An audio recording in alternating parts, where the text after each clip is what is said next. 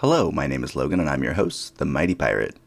In today's episode, I go over the recently infamous from Mercs 5, the Warrior H7. My sources for today's video are Technical Readout 3026 Revised, Technical Readout 3039, Technical Readout 3058, and of course Sarna.net. The Warrior is a single-person attack helicopter often found in mercenary and periphery air cavalry units. Its combination of high speed and long-range weaponry make it an ideal platform for maintaining contact with an enemy while the main force maneuvers into position. The Warrior was privately designed and produced by Lockheed as a cheap, easily produced alternative to light battle mechs.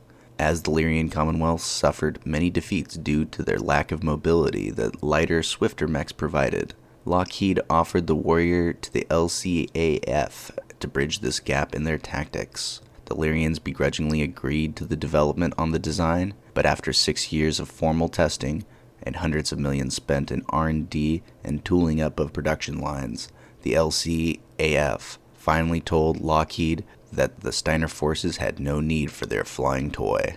Because of that decision, Lockheed shut down its main VTOL division.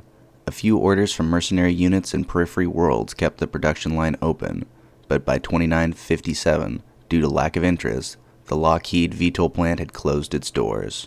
As fortune would have it, though, they didn't stay closed for long. The Ninth Battle of Hesperus later that same year resulted in the destruction of a significant percentage of House Steiner's mech manufacturing facilities. The Lyrian Commonwealth armed forces were now frantic for weapons of any kind to cover this loss in manufacturing, even if it meant fielding flying toys. They placed a substantial order with Lockheed, and by the end of 2957, the Warrior has been in production ever since.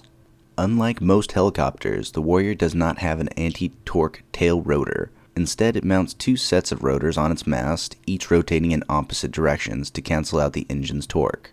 The tail still finds a use with the ducted fan, which provides additional thrust to propel the Warrior at truly impressive speeds. Despite these advantages, however, the inherent fragility of all vertical takeoff and landing craft remains the Warrior's greatest flaw. Pilots who realize their danger and fly the craft the way it was designed find it to be an asset on any mission.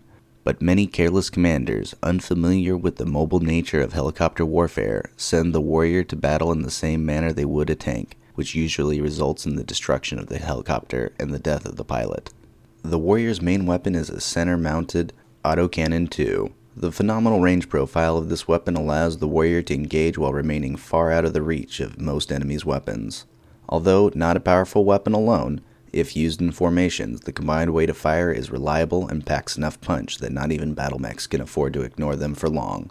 To round out its weapons, the Warrior is equipped with two SRM-4s, which gives the Warrior a respectable bombardment capability during high-speed strafing runs and can be a terror to ground vehicles. Perhaps the most interesting thing about the Warrior is the hands-free targeting and tracking system, which is unique to this vehicle.